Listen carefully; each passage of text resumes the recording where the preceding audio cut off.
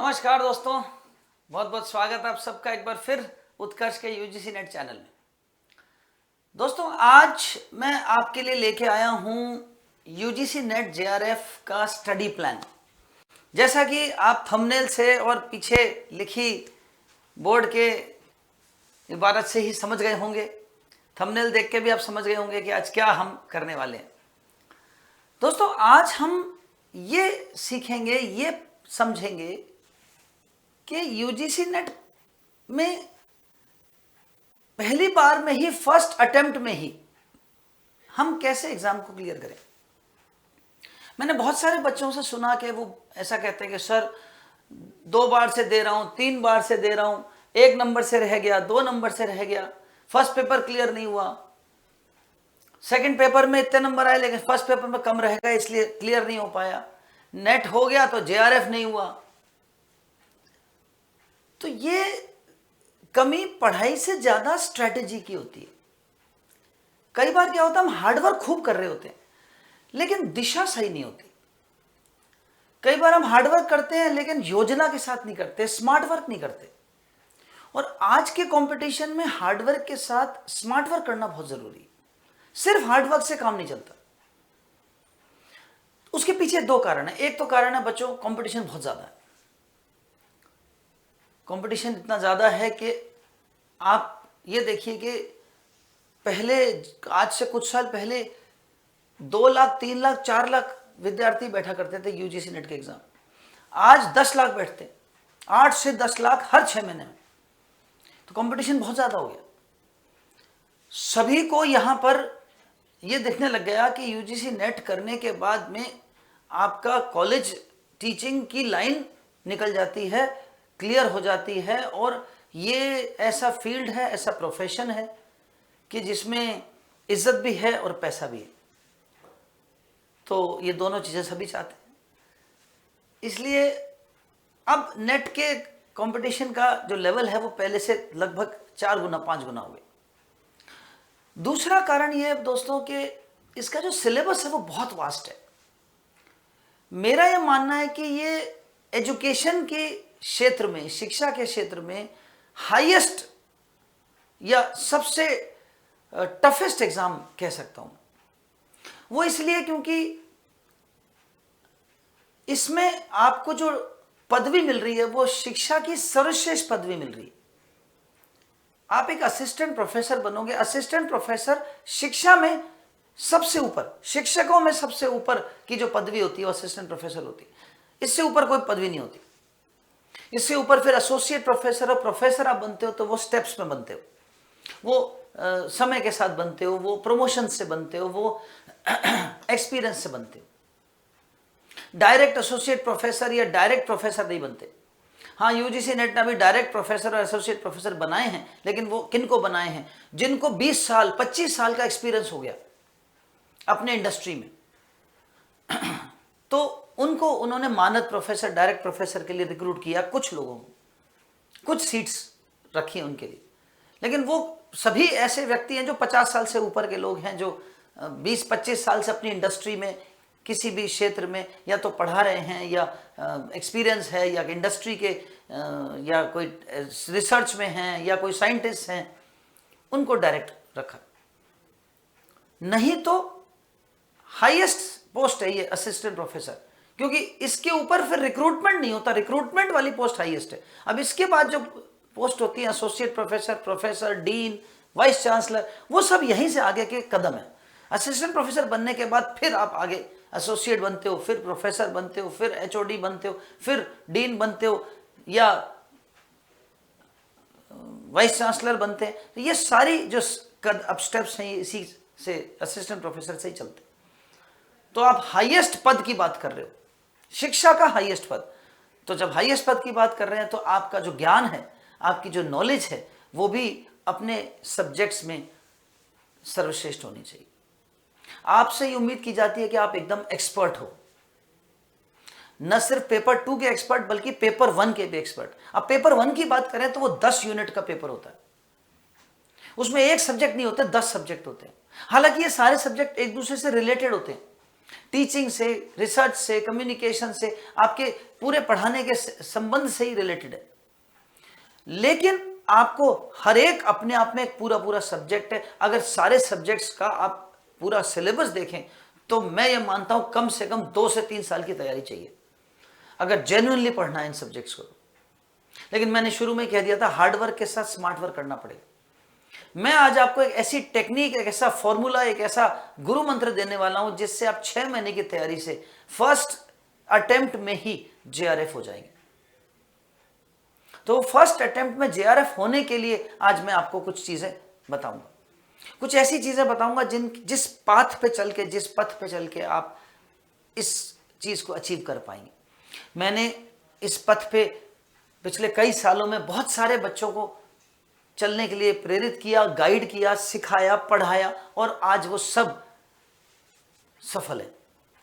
तो मेरे अनुभव से ही मैं आपको ये आज जो रास्ता बताऊंगा, ट्राइड एंड टेस्टेड फॉर्मूला है, जो बहुत सालों से मैं ट्राइड एंड टेस्टेड है मेरा। तो चलिए आज मैंने स्लोगन भी आज की क्लास का यही दिया है, पहली बार में यूजीसी नेट जेआरएफ पार। तो दोस्तों पहली बार में आप जेआरएफ क्लियर कर सकें उसका क्या तरीका है वो आज हम सीखेंगे। सबसे पहले तो हमको ये समझना है कि हम आज डिस्कस करेंगे पेपर 1 के बारे में पहले, फिर पेपर 2 आपके सब्जेक्ट का है, उसका मैं आपको स्ट्रेटजी बता दूंगा, योजना बता दूंगा किस तरह से आपको करना है। जैसा कि मैं इसके एक यूजीसी नेट क्या है पर भी एक वीडियो बना चुका हूं और आपने अगर वो वीडियो नहीं देखा है तो उसे जरूर देखिए।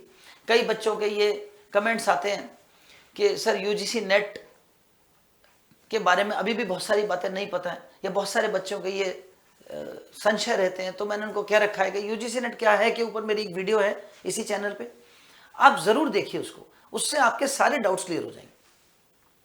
और नेट की मैं फिर दोहरा दूं, लोगों के दिमाग में ये धारणा है कि नेट जो है वो उसकी कोई एज लिमिट है। नेट की कोई एज लिमिट नहीं है बच्चों, आप कभी भी 80 साल की उम्र में भी नेट दे सकते हो, और एक बार आपने नेट क्वालिफाई कर लिया तो वो जिंदगी भर के लिए क्वालिफाइड है।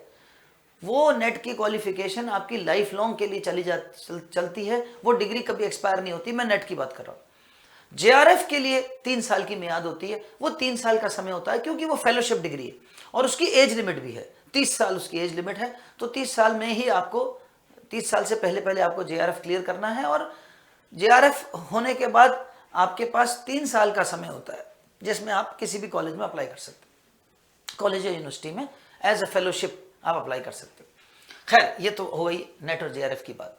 अब हम बात कर रहे थे उस स्ट्रेटेजी की, उस योजना की, जिसके आधार पे हम ये देखेंगे कि किस तरह से 6 महीने की तैयारी में हम जेआरएफ करें। तो हमारा उद्देश्य क्या है, हमारा टास्क है जेआरएफ क्लियर करना, और हमारे पास समय सीमा है, टाइम लिमिट 6 मंथ्स। 6 महीने की कड़ी तैयारी से आप जेआरएफ क्लियर कर सकते हैं। मैंने यूट्यूब पे बहुत सारी वीडियो देखे जिसमें लोग कहते हैं कि 10 दिन की तैयारी से कर लोगे, 3 महीने की तैयारी से कर लोगे। तो ये मतलब बेफजूल की हवा में बातें करने से कोई मतलब नहीं। ये 100% सत्य बात है कि देखिए सिलेबस बहुत बड़ा है और 6 महीने का पीरियड मिनिमम चाहिए ही चाहिए, और ये 6 महीने भी आपको बहुत मेहनत करेंगे तभी हो पाएगा। इसमें भी आपको भागना ही है, चलने से काम नहीं चलेगा क्योंकि सिलेबस बहुत बड़ा है। और ये लेवल, एग्जाम का जो लेवल है, ये बहुत अच्छे लेवल का एग्जाम होता है। तो दोस्तों अब इस 6 महीने में स्ट्रेटजी क्या होगी, योजना क्या होगी, अब उस पर चर्चा करेंगे। देखिए योजना जानने से पहले हमें यह जानना जरूरी है कि सिलेबस क्या है और सिलेबस के जो क्वेश्चंस का जो लेवल है और जो अप्रोच है वो क्या होती है, एग्जामिनर का दृष्टिकोण क्या होता है क्वेश्चन पूछने का। तो सबसे पहली चीज हम ये समझेंगे कि सिलेबस में हमारे पास यूनिट्स कौन कौन से हैं। मैं पेपर 1 की पहले बात करूंगा आपसे और फिर पेपर 2 के बारे में आपको स्ट्रेटेजी बताऊंगा। देखिए सिलेबस में सबसे पहला आपका जो सब्जेक्ट आता है वो टीचिंग एप्टीट्यूड आता है, शिक्षण अभिक्षमता आती है। मैं एक एक करके आपको हर एक सब्जेक्ट की डिटेल प्लानिंग बताऊंगा और हर एक सब्जेक्ट में क्वेश्चन कहां कहां से आ रहे हैं, ज्यादातर कौन से टॉपिक्स हैं जो इंपॉर्टेंट है, उसकी भी चर्चा करूंगा। देखिए टीचिंग एप्टीट्यूड या शिक्षण अभिक्षमता की जब बात करते हैं,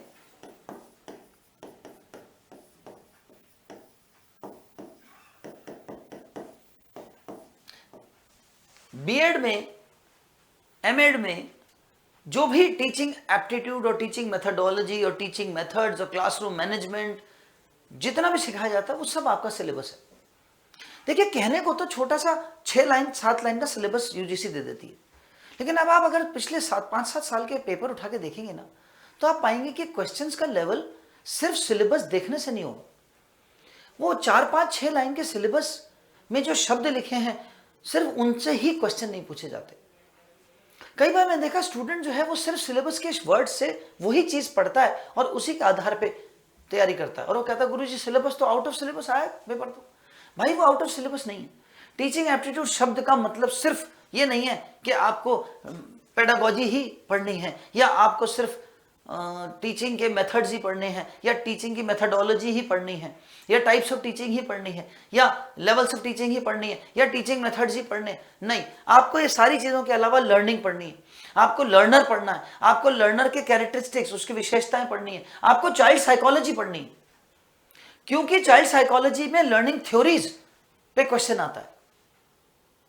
अब सिलेबस में कहीं नहीं लिखा कि लर्निंग थ्योरीज और चाइल्ड साइकोलॉजी और उस पर आएगा, उसमें सिर्फ एक लाइन लिखी है लर्नर और उसकी कैरेक्टरिस्टिक्स, टीचिंग एंड लर्निंग। लेकिन इसका टीचिंग एंड लर्निंग बोलते ही उसमें सब कुछ आ गया। जॉन पियाजे की कॉग्निटिव डेवलपमेंट थ्योरी से लेकर के वाइगॉट्स्की की ZPD theory, zone of proximal development की थ्योरी, या बंडूरा की थ्योरी या डीवी की थ्योरी, तो ये सारी थ्योरीज आपको पढ़नी पड़ेंगी। इनकी डिटेल्स पूछते हैं। सिर्फ ऊपर ऊपर से पढ़ने से काम नहीं चलता। इसलिए मैंने आपसे कहा था कि 6 महीना का समय लगता है।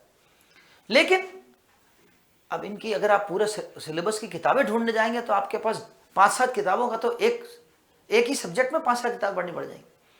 तो एक तो उसमें हमारे टीचर्स का रोल आता है कि हम लोगों ने अपने बैच में जो नोट्स बनाए हैं और जो कंसाइज किया है उसको, तो एक तो पहली चीज हमारी नोट्स को आपने अच्छे से कर लिया तो आपका पूरा का पूरा सिलेबस कवर हो जाता है। लेकिन ये निश्चित है बच्चों कि ये कोई ओवरनाइट चीज नहीं है, ये ऐसी चीज नहीं है जिसको आप महीने 2 महीने में पार पाओ, नहीं पा सकते, मेहनत मांगती। पर यह पक्का है कि पिछले कई सालों से मैं देख रहा हूं कि मेरी नोट से बाहर क्वेश्चन आज तक आया नहीं। जिस बच्चे ने मेरी नोट्स को, मेरी क्लासेस को अच्छे से लिया, अच्छे से दिया, देखा और समझा, तो वो पेपर को कर पाता। 50 क्वेश्चन आते हैं पेपर 1 में, जिसमें से आराम से 40 क्वेश्चन हो जाते हैं। और ऐसे एक नहीं, ऐसे सैकड़ों बच्चे हैं जिनके 37, 38, 39, 40 क्वेश्चन राइट होते हैं। और अगर आपके इतने क्वेश्चन राइट हो जाए, 75% से ऊपर अगर आपका पेपर 1 में आ जाता है, तो आपका जेआरएफ होने की चांसेस बहुत बढ़ जाते हैं। क्योंकि जेआरएफ की कट ऑफ तकरीबन 60 से 70 के बीच में रहती है लगभग सभी सब्जेक्ट्स की। किसी सब्जेक्ट की 60, 61, 62 होती, किसी की 64, 65, 66 होती परसेंटेज टोटल। 300 में से लगभग 180 से और 210 के बीच में अगर आपके नंबर हैं तो जेआरएफ निकल जाता है। 1-2 नंबर ऊपर नीचे, लगभग यही रेंज रहती है जेआरएफ की। मैं जेआरएफ की बात कर रहा हूं, नेट की बात नहीं कर रहा। तो जेआरएफ की जब बात करते हैं तो 190 से 210 के बीच की रेंज रहती है। अलग अलग सब्जेक्ट्स की अलग अलग होती है। जैसे इकोनॉमिक्स की थोड़ी सी कट ऑफ हाई जाती है, कॉमर्स की थोड़ी सी हाई जाती है, म्यूजिक सब्जेक्ट की और भी हाई जाती है। जो सब्जेक्ट्स में म्यूजिक या ड्राइंग या ये योगा या ये जो सब्जेक्ट्स होते हैं जिनमें बच्चे अपने विषय में बहुत ज़्यादा डूबे हुए होते हैं और प्रैक्टिकली भी उसको करते, तो फिर वो सब्जेक्ट के मार्क्स बहुत ज़्यादा कट ऑफ हाई जाती। लेकिन पेपर 1 पूरी कट ऑफ में सबसे बड़ा रोल प्ले करता है। तो पेपर 1 का आपको खास ध्यान रखना, इसमें आपके 35 क्वेश्चन से क्रॉस होने बहुत जरूरी है। 37, 38, 39, 40 क्वेश्चन अगर सही हो गए आपके, 35 से ऊपर जितने भी क्वेश्चन आपके अगर होते हैं तो वो बहुत अच्छा स्कोर माना जाता है। और कोई बिग डील नहीं है, कोई बड़ी चीज नहीं है 35 क्वेश्चंस को क्रॉस करना, अगर आप मेरे कहे अनुसार चलते जाते हैं। टीचिंग एप्टीट्यूड में जो 5 क्वेश्चन आते हैं, यहां मैं आपको बता दूं कि 10 के 10 यूनिट में से 5 क्वेश्चन प्रत्येक आते हैं। हर यूनिट में से 5 क्वेश्चन फिक्स है, कभी ऐसा नहीं होगा कि एक में से 4 और एक में से 6 आए, ऐसा नहीं होता, फिक्स है। और हर क्वेश्चन 2 मार्क्स का होता है, 50 क्वेश्चन 100 मार्क्स। देखिए इसमें से एक क्वेश्चन जो आता है टीचिंग एप्टीट्यूड में, वो आता है टाइप्स ऑफ टीचिंग पर। टाइप्स ऑफ टीचिंग में क्या क्या चीजें आ जाती हैं, जैसे लेवल्स ऑफ टीचिंग आ जाता है। लेवल्स ऑफ टीचिंग, लेवल्स मतलब शिक्षण के स्तर, जैसे स्मृति स्तर, बोध स्तर और चिंतन स्तर, मेमोरी लेवल, अंडरस्टैंडिंग लेवल और रिफ्लेक्टिव लेवल।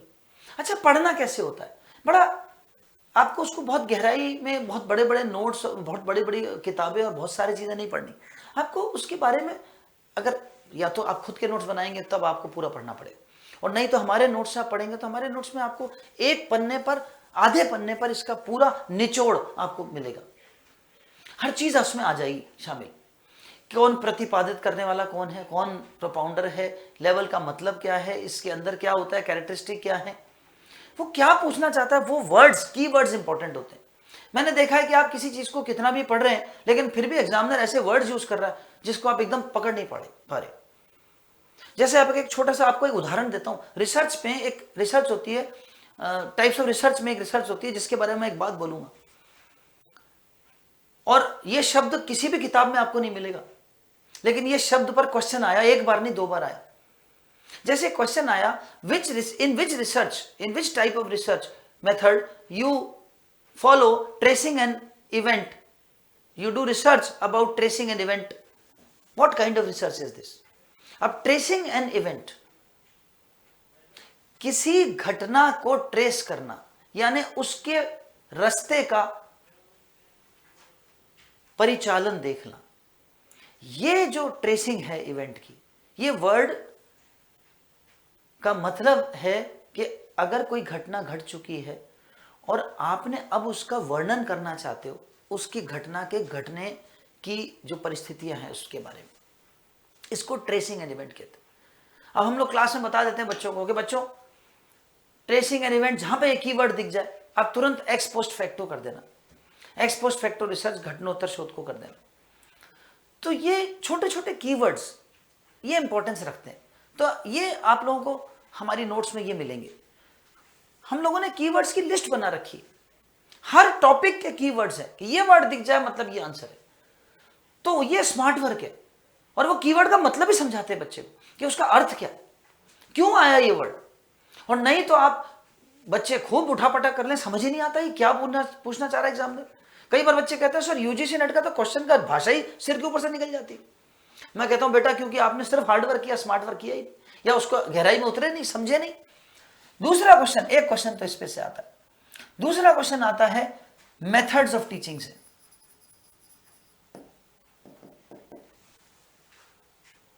एक क्वेश्चन आता है इवैल्यूएशन से, मूल्यांकन से। ये वो टॉपिक्स हैं, पक्के टॉपिक्स हैं जिन पे क्वेश्चन आपको हर बार मिलेगा ही मिलेगा। ये वो टॉपिक्स हैं जिन पे आपको क्वेश्चन कि मतलब आप हर बार देखेंगे क्वेश्चन, इनमें से होते ही होते हैं। एक टॉपिक, एक क्वेश्चन मिलेगा हमेशा आपको लर्निंग से। अब इस लर्निंग में क्या क्या, इसमें या तो कैरेक्टरिस्टिक पे पूछ लेते हैं क्वेश्चन, विशेषताओं पर, या पूछ लेते हैं थ्योरीज पर, लर्निंग थ्योरीज पर, है ना। तो ये लर्निंग मतलब अधिगम, लर्निंग का अर्थ होता है अधिगम। और एक क्वेश्चन आता है आपके मॉडर्न टीचिंग के जो मेथड्स हैं, ICT based methods, ICT based modern methods and innovative methods.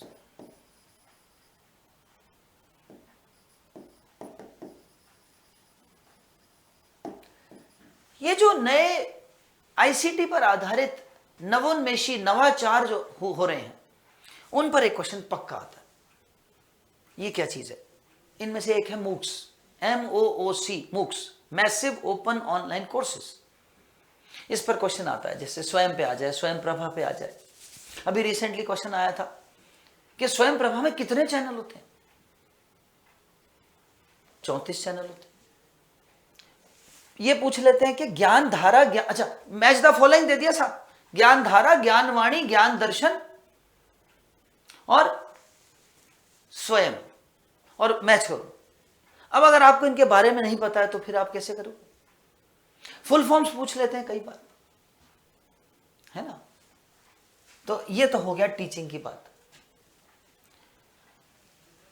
अब मैं दूसरे सब्जेक्ट की बात करता हूं। दूसरा सब्जेक्ट है research. Research aptitude. Research aptitude यानी अनुसंधान अभिवृत्ति। इसमें आपको एक क्वेश्चन तो मिलेगा रिसर्च की फंडामेंटल्स पर आधारित। ये पक्का क्वेश्चन आता है फंडामेंटल्स पर। इस फंडामेंटल्स में आपकी टर्मिनोलॉजी पे आ जाता है, रिसर्च टर्मिनोलॉजी, रिसर्च के कैरेक्टरिस्टिक्स पे आ जाएगा, या किसी शोध के कोई परिभाषा पर आ जाएगा, किसी वर्ड के मीनिंग पे आ जाएगा। तो इस पे एक क्वेश्चन पक्का आता है। दूसरा एक क्वेश्चन टाइप्स ऑफ रिसर्च पे आता है, शोध के प्रकार। एक क्वेश्चन आपको मिलेगा सैंपलिंग एंड डेटा कलेक्शन पर।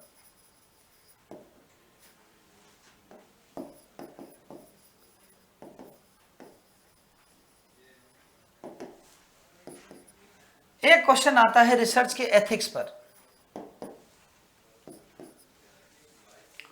और एक क्वेश्चन आता है स्टैटिस्टिकल टेस्टिंग और एनालिसिस पर, एनालिसिस एंड हाइपोथेसिस टेस्टिंग।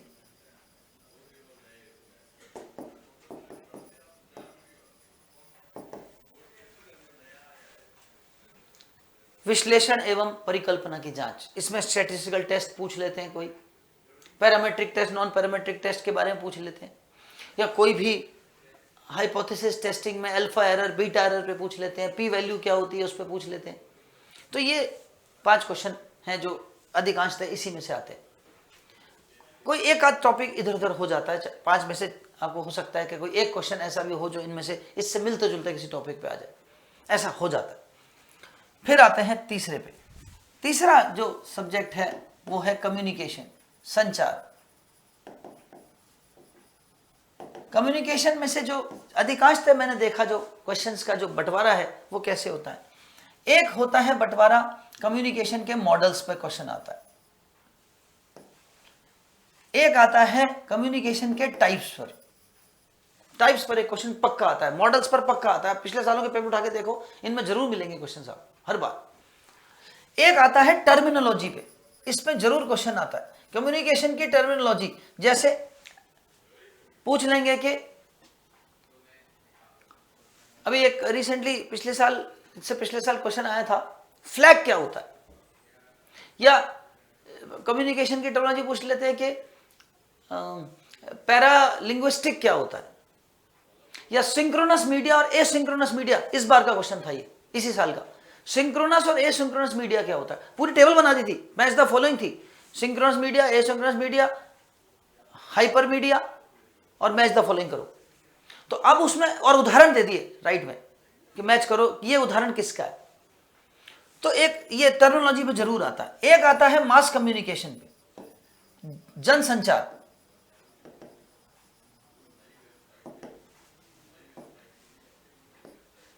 और एक क्वेश्चन कम्युनिकेशन का आता है लेटेस्ट जो आईसीटी बेस्ड, जो आजकल के modern social media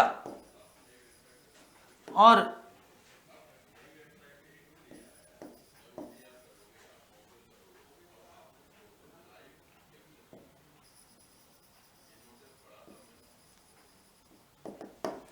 social media पर आधारित या कोई नई कम्युनिकेशन का कोई संचार माध्यम आया उस पर आधारित, इस तरह पर एक आईसीटी बेस्ड जो कम्युनिकेशन होता है जिसको आप कहते हैं आईसीटी बेस्ड कम्युनिकेशन, उस पर जरूर आता है। तो ये क्वेश्चंस के टॉपिक है। चौथा सब्जेक्ट हम चलते हैं। मैं आशा करता हूं आप उतार रहे हैं साथ के साथ, और चाहे तो आप पॉज कर लें और पॉज करके उतारें या स्क्रीनशॉट ले लें।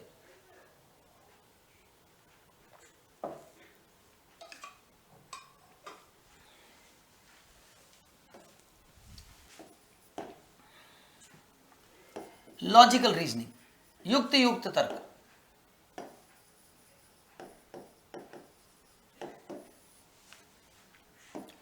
इसमें एक क्वेश्चन आपको मिलेगा,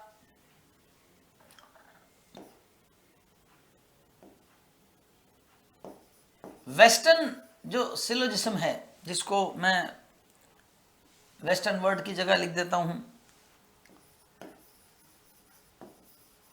सिलोजिज्म पर।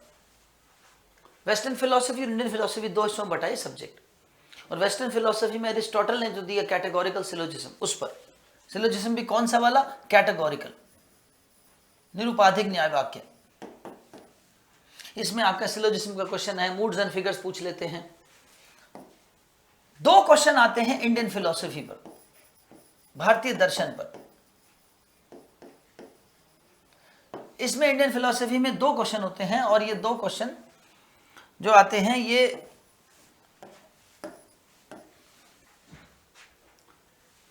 ये दो क्वेश्चन जो होते हैं दोस्तों, इसमें एक क्वेश्चन तो होता है आपके अनुमान पर, और एक क्वेश्चन होता है भारतीय दर्शन में ये जो विभिन्न दार्शनिक दर्शन हुए थे, जैसे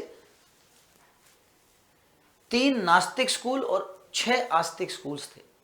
नास्तिक स्कूल थे चरवाक, जैन और बौद्ध दर्शन, और आस्तिक स्कूल थे न्याय, सांख्य, वैशेषिक, मीमांसा, वेदांत, ये आस्तिक स्कूल थे।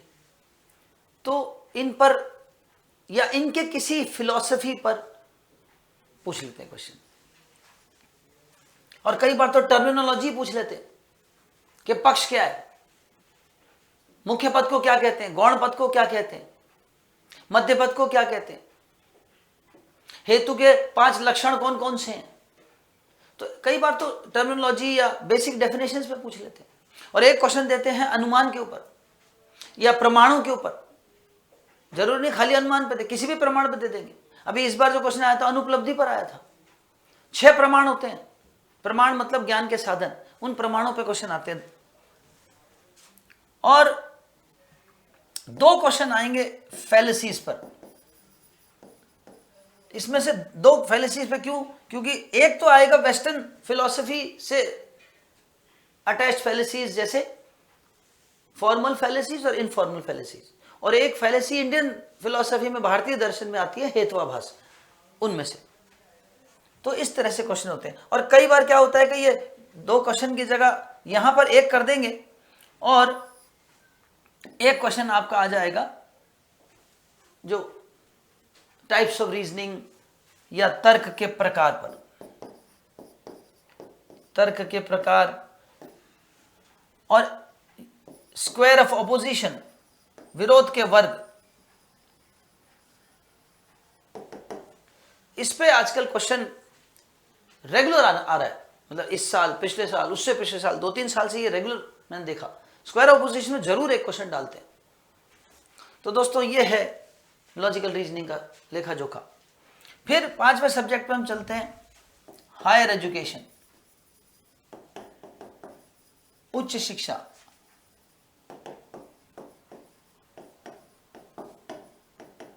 इसमें से एक क्वेश्चन तो आपको मिलेगा जो हमारी शिक्षा का जो आदिकाल से, वैदिक काल से लेकर के शिक्षा के इतिहास, भारत के जो मुगल का जो शासन आया वहां तक, और फिर मुगल से लेकर के आज इंडिपेंडेंट भारत तक। तो एक क्वेश्चन तो आपका आता है शिक्षा के इतिहास पर। कोई भी ऐतिहासिक काल के बारे में, वैदिक काल है, मिडाइवल काल है, बौद्ध काल है, किसी भी काल पर एक क्वेश्चन पूछ लेते हैं शिक्षा का बारे में। वहां पे उस समय शिक्षा कैसी थी, या कोई यूनिवर्सिटी का नाम पूछ लेंगे कि उस समय ये यूनिवर्सिटी कहाँ पे स्थित है, या इस यूनिवर्सिटी में क्या शिक्षा होती थी, तो वो कुछ भी पूछ लेते हैं। और एक क्वेश्चन आता है आपकी वर्तमान शिक्षा प्रणाली।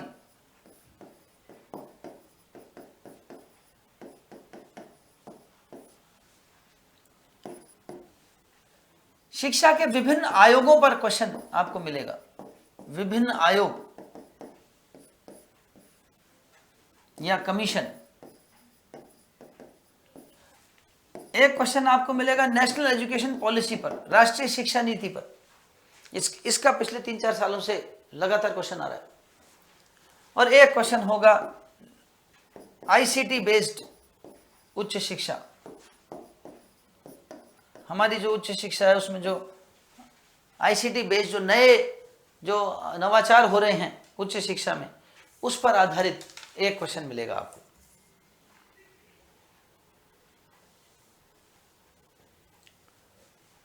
इसमें सब आ गया, वैल्यू बेस्ड एजुकेशन आ गई, कौशल शिक्षा आ गया, ये सब आ गया इसमें।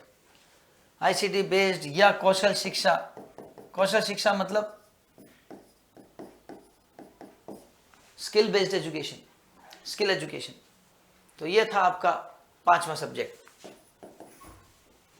6ठा सब्जेक्ट, आशा करता हूं आप साथ साथ उतार रहे।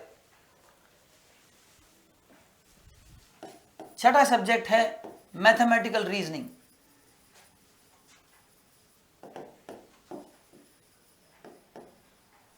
गणितीय तर्क। इसमें 2 सब्जेक्ट है, मैथ्स और रीजनिंग, और ज्यादा बड़ा सिलेबस नहीं है, छोटा सिलेबस है, तकरीबन 9 चैप्टर मैथ्स के और 9 चैप्टर रीजनिंग के, और 5 क्वेश्चन इसमें से आते हैं, जिसमें से लगभग 2 क्वेश्चन मैथ्स के और लगभग 3 क्वेश्चन रीजनिंग के आते हैं। एक चीज मैं आपको यहां बता दूं कि इसमें जो मैथ्स और रीजनिंग आती है वो बहुत ही हल्के लेवल की रीजनिंग आती है और मैथ्स आती है, बहुत ज्यादा गहरी मैथ्स नहीं आती। बच्चे कई बार घबराते हैं कि मैथ्स के क्वेश्चन आ रहे हैं, हम कैसे करेंगे। बहुत ही सामान्य मैथ्स होती है बच्चों, 10वीं तक के स्तर की होती है, और उसमें भी 10वीं से ज्यादा 9वीं और 8वीं के स्तर को ही पूछते हैं। बहुत सिंपल क्वेश्चंस होते हैं, आपको बिल्कुल बेसिक क्वेश्चंस मिलेंगे, जैसे फ्रैक्शन पर, जैसे रेशियो पर, जैसे परसेंटेज, प्रॉफिट एंड लॉस, सरल ब्याज, चक्रवृद्धि ब्याज, लाभ हानि, इस पर एकदम बेसिक क्वेश्चंस होते हैं, बहुत आराम से हो जाते हैं। अगर आप थोड़ा सा मेहनत करेंगे, थोड़ा सा पढ़ेंगे तो आराम से हो जाते हैं। रीजनिंग में भी टोटल 8 या 9 चैप्टर में से ही क्वेश्चंस आते हैं, और उसमें से आपका ब्लड रिलेशन हो गया, या कोडिंग डिकोडिंग हो गई, या नंबर सीरीज हो गई, या लेटर सीरीज हो गई, मुख्य रूप से इन्हीं में से क्वेश्चंस आते हैं। या दिशा ज्ञान हो गया, या रैंकिंग टेस्ट, बैठक व्यवस्था हो गई, या क्रम परीक्षण हो गया। तो मुख्यतः इन्हीं 7-8 चैप्टर में से ही हमेशा क्वेश्चन आए हैं। फिर 7वां सब्जेक्ट है, इसमें कई बार एक आध क्वेश्चन ऊपर नीचे हो जाता है। मतलब ऐसा हो सकता है कि मैथ्स के 3 हो जाए और रीजनिंग 2 हो जाए, या मैथ्स के 2 हो जाए, रीजनिंग 3 हो जाए। लेकिन ऐसा कभी नहीं होता कि 5 मैथ्स के आएंगे या 5 रीजनिंग के आएंगे, ऐसा नहीं होता। हाँ, यह हो सकता है कि रीजनिंग के 4 आ जाए और मैथ्स का 1 आए, या ये हो सकता है कि 2 मैथ्स के और 3 रीजनिंग के आएंगे, या ये हो सकता है कि 3 मैथ्स और 2 रीजनिंग। रीजनिंग पे 2 से 3 क्वेश्चन पक्के आते ही हैं, इससे कम कभी नहीं आया आज तक। फिर दोस्तों 7वां सब्जेक्ट है आपका रीडिंग कॉम्प्रिहेंशन। तो कॉम्प्रिहेंशन की जब बात करते हैं, जिसको गद्यांश कहते हैं आप,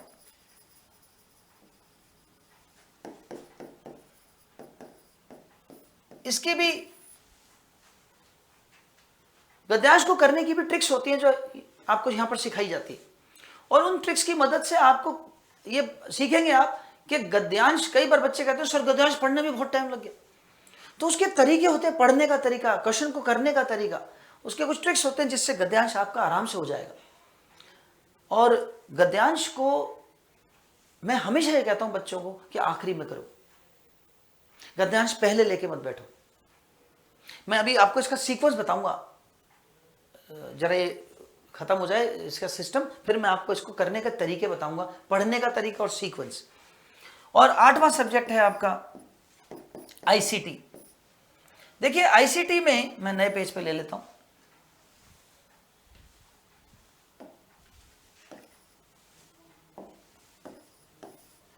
आईसीटी मतलब जिसको आप कंप्यूटर कहते हैं। देखिए आईसीटी में जो क्वेश्चंस आते हैं उसमें आपको एक क्वेश्चन तो मिलेगा आपके फंडामेंटल्स ऑफ कंप्यूटिंग पे। फंडामेंटल मतलब जिसमें आ गया आपका मेमोरी से संबंधित, स्टोरेज से संबंधित क्वेश्चन है, या हार्डवेयर सॉफ्टवेयर से संबंधित क्वेश्चन है। एक क्वेश्चन आता है आपका जो लेटेस्ट जो न्यू इनोवेशंस हुए हैं कंप्यूटर में, उस पर जरूर आता है। जो भी नए कंप्यूटर के नए जो आविष्कार, या कोई भी नया वायरस, या कोई भी नया कुछ आया है, तो उस पर एक क्वेश्चन एब्रीविएशंस पर और टर्मिनोलॉजी पे आता है। एब्रीविएशंस पूछते हैं, यानी फुल फॉर्म्स, फुल फॉर्म बोलते हैं इसको। टर्मिनोलॉजी मतलब शब्दावली। एब्रीविएशन जैसे पूछ लेंगे कि जैसे एनवायरमेंट में अभी पूछा था, पीसीआरए का फुल फॉर्म क्या है ना, पेट्रोलियम कंजर्वेशन वाली जो एसोसिएशन है। तो अब ये ऐसे फुल फॉर्म पूछ लेते हैं, पूछ लिया एचटीटीपी का फुल फॉर्म क्या है ना। तो ये फुल फॉर्म्स, एब्रीविएशंस, टर्मिनोलॉजी ये पूछते हैं।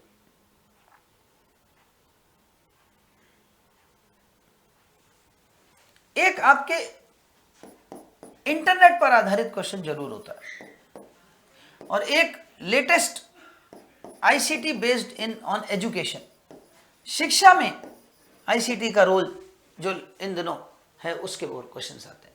तो ये 5 क्वेश्चंस आईसीटी के होते हैं। फिर आगे बढ़ूं मैं, 2 सब्जेक्ट और रहेगा, इस पर चर्चा कर लिया हम, फिर हमारा ये कंप्लीट हो जाएगा। 9वां सब्जेक्ट है एनवायरनमेंट।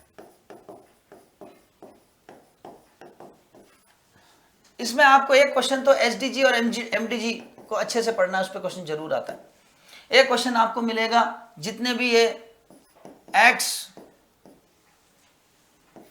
या अलायंसेस हैं, जितने भी एक्ट्स और अलायंसेस हैं, जैसे Kyoto protocol, Montreal protocol, international solar alliance, ये जितने भी बने हुए हैं एक्ट्स और अलायंसेस, उस पर एक क्वेश्चन जरूर मिलेगा आपको। एक क्वेश्चन आपको पॉल्यूशन पर आएगा, जिसमें water pollution, soil pollution, air pollution, ये 5 तरह के पॉल्यूशन है, 5 पर आएगा।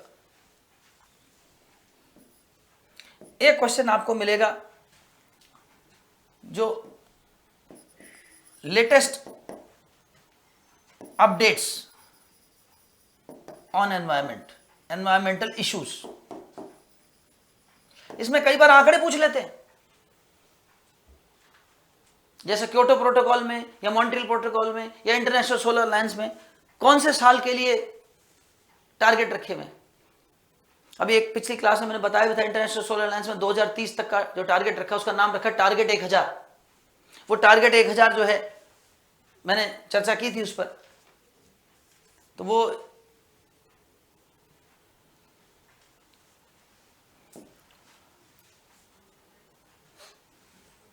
और एक क्वेश्चन एनर्जी सोर्सेस पे पूछते हैं।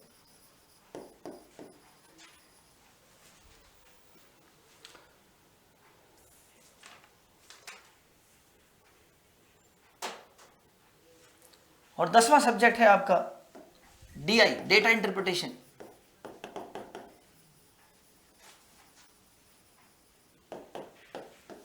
इसमें मैं आपको बता दूं कि टेबल पर ही क्वेश्चन आते हैं। पिछले 4, 5, 6 साल, 7, 8 साल को पेपर देखोगे, बल्कि इससे भी ज्यादा, पिछले 10 साल से सिर्फ और सिर्फ टेबल पे ही आते हैं क्वेश्चन। एक टेबल बनी हुई होती है, उसमें डेटा होता है, और वो डेटा से आपको मैथमेटिकली एनालाइज करना होता है।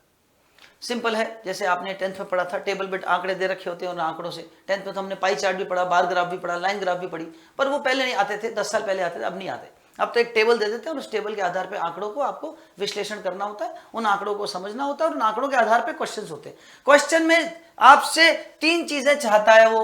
पहली आपकी कैलकुलेशन पावर देखना चाहता है, और दूसरी आपकी ऑब्जर्वेशन पावर देखना चाहता है,